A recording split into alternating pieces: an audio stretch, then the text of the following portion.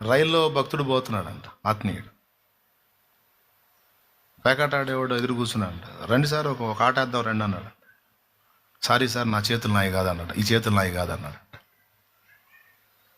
ఈ చేతులు నాయి కాదు, ఆ పని చేయటానికి పర్మిషన్ కావాలి. ఆయన పర్మిషన్ ఇవ్వలేదు, నేను రానన్నాడు. 1 కొరింథీ పత్రికలో చెప్పిన మాట ఎంత బాగా నెరవేర్చాడండి. 1 కొరింథీ పత్రిక 6:19, మీ దేహము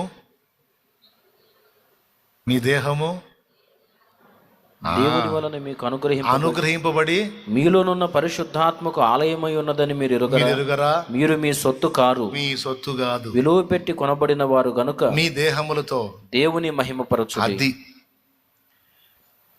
ఆనాడు ఆదాము హవ్వలు ఏ చిత్తంలో నుంచి తొలగిపోయి ఈ దరిద్రమంతా తెచ్చారో, ఈ దరిద్రమంతా వదిలిపోవాలంటే మళ్ళా మనం ఆ చిత్తంలోకి పోవటమే ఉత్తమం.